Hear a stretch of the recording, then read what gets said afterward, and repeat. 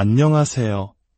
우리 신앙의 가장 깊은 곳, 가장 본질적인 질문 앞으로 여러분을 초대합니다.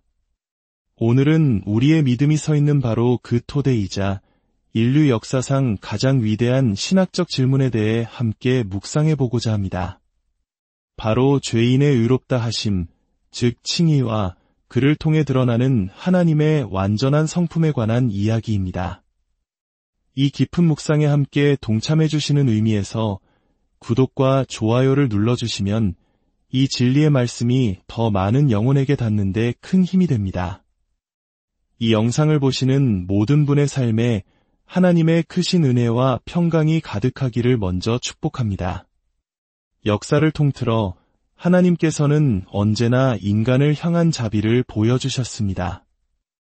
하지만 바로 그 자비가 성경 전체를 관통하는 가장 거대하고 심오한 문제를 제기합니다. 사실상 구속사의 모든 페이지, 모든 이야기는 바로 이 하나의 문제를 해결하기 위한 과정이라고 해도 과언이 아닙니다. 만약 우리가 종교개혁가들이나 초대교회 교부들의 글을 깊이 연구해 본다면 그들의 설교와 신학 속에 오늘날 우리가 자주 놓치는 하나의 공통된 고뇌가 있음을 발견하게 됩니다.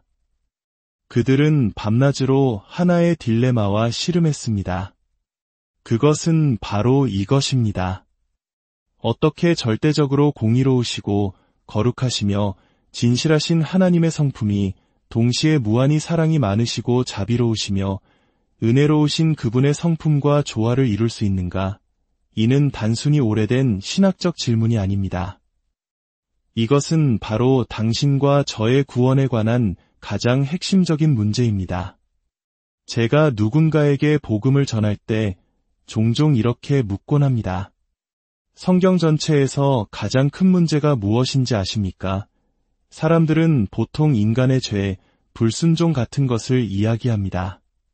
하지만 진짜 문제는 조금 더 깊은 곳에 있습니다. 문제의 핵심은 이것입니다. 만약 하나님이 선하시기만 하다면 그는 당신의 죄를 용서하실 수 없습니다. 또 만약 하나님이 공의로우시기만 하다면 그는 결코 당신의 죄를 눈감아 주실 수 없습니다. 선한 재판관이 범죄를 보고 사랑하니까 괜찮다고 말할 수 없듯이 거룩하신 하나님은 죄를 그냥 지나치실 수 없기 때문입니다. 로마서 3장에서 사도 바울은 이 딜레마가 성경 전체를 통틀어 가장 큰 철학적, 신학적 난제임을 분명히 보여줍니다. 하지만 오늘날의 많은 강단에서 이 중요한 주제가 깊이 다뤄지지 않는 이유는 무엇일까요? 어쩌면 우리가 하나님의 속성에 대해 그리고 동시에 인간의 전적인 타락에 대해 충분히 깊이 연구하지 않기 때문일지도 모릅니다. 성경에 계시된 하나님을 온전히 알기 위해 그리고 성경이 말하는 인간의 실존을 정직하게 마주하기 위해 평생을 바친 사람이라면 즉시 이 거대한 문제 앞에 서게 됩니다. 어떻게 저토록 거룩하고 공의로운 하나님께서 죄로 가득한 인간의 죄를 덮고 간과하고 나아가 용서하실 수 있단 말인가? 이 질문에 대한 답은 인간의 지혜나 노력으로는 찾을 수 없습니다. 오직 단 한 곳, 갈보리 언덕 위 십자가에서만 그 해답을 찾을 수 있습니다. 인류 역사상 처음이자 마지막으로 그 십자가 위에서 하나님의 모든 속성들이 완벽한 조화를 이루며 나타났습니다. 우리가 십자가를 향해 묻습니다. 하나님은 공의로우십니까? 십자가가 대답합니다. 그렇다. 하나님은 자신의 독생자 예수 그리스도가 우리의 죄를 짊어지셨을 때 그 아들에게 모든 진노를 쏟아부으실 만큼 공의로우시다. 다시 묻습니다. 하나님은 사랑이십니까? 십자가가 대답합니다. 그렇다. 하나님은 죄인인 우리를 대신하여 자신의 가장 사랑하는 아들을 내어주시고 그 아들이 우리 자리에서 고통받고 죽게 하실 만큼 우리를 사랑하신다. 이것이 바로 위대한 딜레마의 유일한 해답입니다. 로마서 3장 23절은 모든 사람이 죄를 범하였음에 하나님의 영광에 이르지 못하더니 라고 선언합니다. 우리 모두는 공의로운 하나님의 심판 아래 놓여 있습니다. 그러나 바로 다음 구절인 24절에서 바울은 놀라운 전환을 보여줍니다. 이제 그는 그리스도인들에 대해 말합니다. 그리스도 예수 안에 있는 속량으로 말미암아 하나님의 은혜로 값없이 의롭다 하심을 얻은 자 되었느니라. 여기서 가장 중요한 단어는 의롭다 하심, 즉 칭의입니다. 이 단어의 의미를 정확히 아는 것은 신학자들만의 과제가 아닙니다. 예수 그리스도의 피로 구속받은 모든 성도들이 반드시 알아야 할 우리 믿음의 심장과도 같은 개념입니다. 만약 제가 여러분의 교회 가장 겸손한 성도님께 성도님, 칭의가 무엇입니까? 라고 물었을 때 그분은 이 개념을 설명할 수 있어야 합니다. 칭의 혹은 의롭다 하다라는 말은 법정 용어입니다. 어떤 사람이 주 예수 그리스도를 믿고 신뢰하는 그 순간 하나님께서 그를 법적으로 그분 앞에서 완전히 의롭다고 선언하시는 행위입니다. 과거 아담과 하와가 에덴 동산에서 쫓겨나기 전에 몇 번이나 죄를 지었습니까? 단 한 번이었습니다. 하나님의 기준은 완벽함입니다. 그렇기에 하나님은 우리를 어느 정도 의롭다고 선언하지 않으십니다. 그분은 우리를 법적으로 완전하게, 완벽하게 의롭다고 선언하십니다.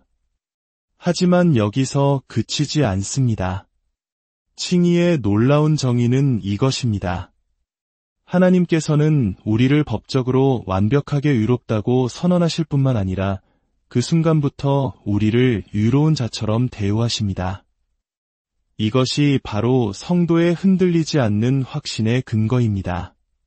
하나님 아버지께서 때로 우리를 징계하실 때조차도 그 징계는 진노의 매가 아니라 사랑의 채찍입니다. 우리를 향한 그분의 마음은 변치 않으십니다.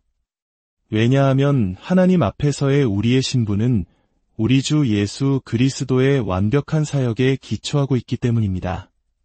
그렇다면 어떻게 하나님께서 이렇게 하실 수 있습니까? 어떻게 죄인을 의롭다고 선언하실 수 있습니까? 그것은 갈보리 십자가 위에서 하나님께서 자신의 백성의 모든 죄를 그의 아들에게 전가시키셨기 때문입니다. 그리고 그 아들을 유죄라고 선언하시고 죄인처럼 취급하시며 그 위에 모든 진노를 쏟아부으셨습니다. 바로 위대한 교환, 우리의 죄가 그리스도에게로, 그리스도의 의가 우리에게로 옮겨지는 이 진리가 우리 구원의 반석입니다.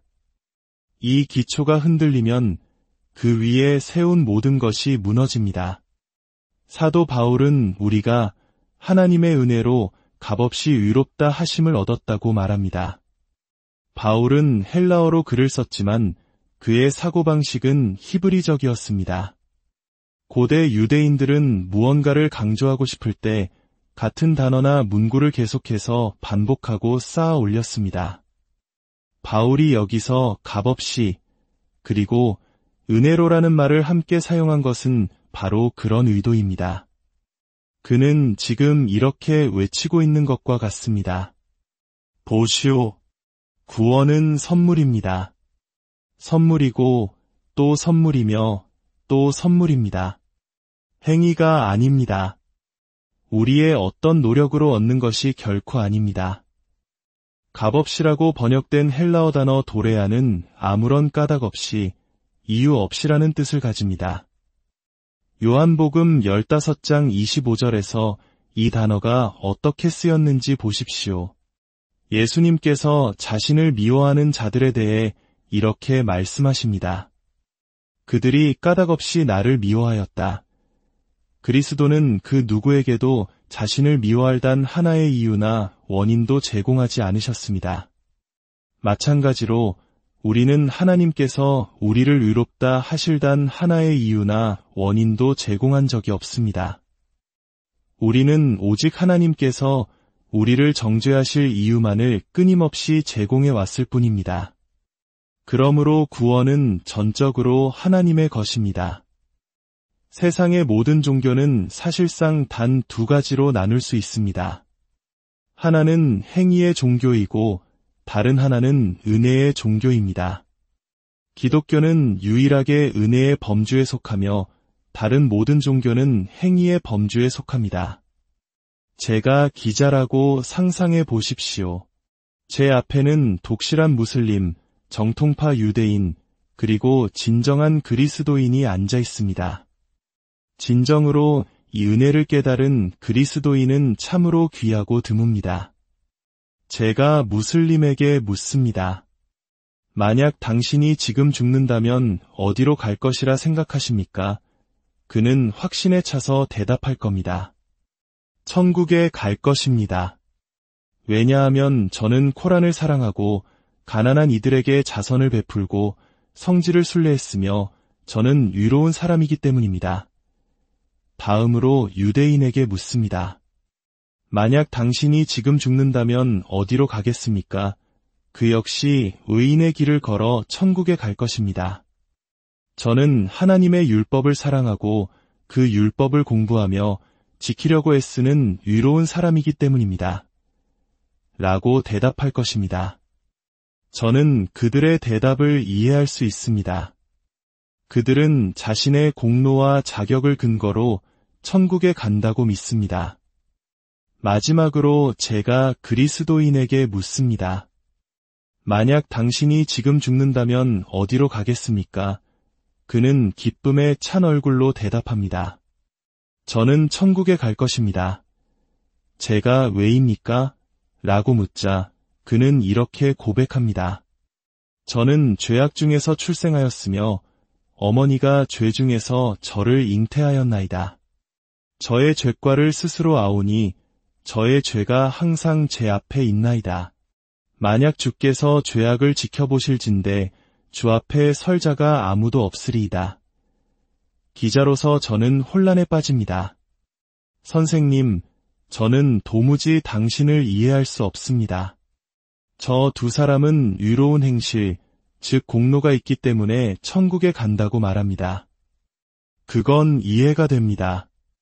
하지만 당신은 스스로 죄인이며 아무런 자격이 없다고 말하면서 어떻게 천국에 간다고 확신하십니까? 그것이 어떻게 가능합니까? 그러자 그리스도인이 저를 바라보며 미소와 함께 대답합니다.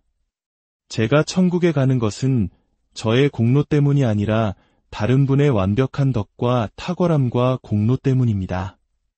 그분은 바로 나의 주 예수 그리스도이십니다.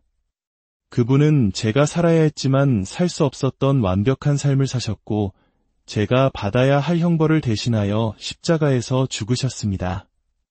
저의 구원은 처음부터 끝까지 모두 그리스도의 공로입니다. 이제 우리는 성경 속에서 이 위대한 딜레마가 어떻게 나타나는지 몇 군데 더 살펴보겠습니다. 이것은 신약에서 갑자기 등장한 교리가 아닙니다. 인간의 타락 직후부터 존재해온 문제였습니다. 출애굽기 34장 6절과 7절을 보십시오.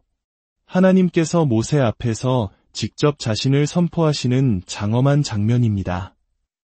여호와라 여호와라 자비롭고 은혜롭고 노하기를 더디하고 인자와 진실이 많은 하나님이라 인자를 천대까지 베풀며 악과 과실과 죄를 용서하리라.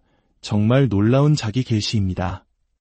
하나님은 자신의 성품이 자비와 은혜와 사랑이라고 말씀하시고 그 성품에서 비롯된 행동으로 모든 종류의 악과 과실과 죄를 용서하신다고 선포하십니다. 히브리인들의 표현법에 따라 악, 과실, 죄를 나열한 것은 하나님께서 용서하지 못할 죄의 종류는 없다는 것을 강조하는 것입니다. 여기까지만 보면 모든 것이 좋습니다. 그런데 바로 다음 구절이 우리를 딜레마에 빠뜨립니다. 그러나 벌을 면제하지는 아니하고 이것이 바로 모순처럼 보이는 지점입니다. 하나님은 모든 종류의 죄를 용서하시는 분인 동시에 유죄인 자를 결코 그냥 내버려 두지 않으시고 모든 종류의 죄를 반드시 처벌하시는 분이라는 것입니다. 어떻게 한 분이 이 두 가지를 동시에 할 수 있습니까? 그것은 우리 주 예수 그리스도와 갈보리 십자가가 이 방정식에 들어올 때까지는 불가능해 보입니다. 하나님은 아담의 타락 이후 인류가 저지른 모든 죄를 반드시 벌하실 것입니다. 당신의 죄도 예외는 아닙니다. 그러나 그리스도의 구속 사역을 믿는 자들에게 하나님은 그 모든 죄에 대한 형벌을 이미 갈보리에서 그분의 아들 위에 쏟아부으셨습니다. 그리고 아들을 거부하는 자들은 영원한 지옥에서 스스로 그 죄의 형벌을 받게 될 것입니다. 하나님은 모든 죄를 용서하시고 동시에 모든 죄를 처벌하십니다. 이 두 가지는 십자가 안에서 완벽한 진리가 됩니다. 잠언 17장 15절은 이 딜레마를 더욱 날카롭게 보여줍니다. 악인을 의롭다 하고 의인을 악하다 하는 이 두 사람은 다 여호와께 미움을 받느니라. 여기서 미움을 받느니라는 원어의 의미는 가증스럽다, 역겹다는 뜻입니다. 그렇다면 어떻게 하나님께서 악인, 즉 죄인인 우리를 의롭다 하시면서 스스로 가증한 존재가 되지 않으실 수 있습니까? 어떻게 하나님이 죄인을 의롭다 하시면서 자신의 공의를 지킬 수 있습니까? 끔찍한 예시를 들어보겠습니다. 어느 날 밤 당신이 집에 돌아왔는데 한 살인마가 당신의 온 가족을 무참히 살해하고 자녀들의 피를 손에 묻힌 채 서 있습니다. 당신은 그를 제 앞에 경찰에 넘겼고 마침내 재판이 열렸습니다. 모든 이들이 정의가 실현되기를 기다리고 있습니다. 그런데 재판관이 이렇게 선언합니다. 나는 자비롭고 은혜가 풍성한 재판관이다. 나는 이 살인자를 사랑으로 용서한다. 그리고는 살인자와 함께 웃으며 저녁 식사를 하러 나갑니다. 당신은 어떻게 반응하겠습니까? 아, 정말 자비로운 재판관이구나. 라고 하겠습니까? 아닙니다. 당신은 외칠 것입니다. 정의를 원한다. 저 재판관은 자격이 없다. 그는 자기가 용서한 저 범죄자보다 더 악한 자다. 그렇습니다. 악인을 의롭다 하는 것은 가증한 일입니다. 그렇다면 하나님은 어떻게 우리 죄인들을 의롭다 하시고도 동일한 비난을 피하실 수 있습니까? 다시 해답은 십자가에 있습니다. 그 이야기는 마치 이렇습니다. 우주의 위대한 재판관이신 하나님께서 자신의 공의로 우리를 보시고 유죄를 선고하십니다. 그러나 동시에 그의 무한한 사랑으로 친히 인간이 되어 우리 가운데 오셨습니다. 완벽한 삶을 사시고 십자가 위에서 우리의 자리를 대신하여 하나님의 진노 아래 죽으셨습니다. 오직 십자가에서만 우리는 하나님께서 절대적으로 자비로우시고 동시에 절대적으로 공의로우신 분임을 완벽하게 볼 수 있습니다.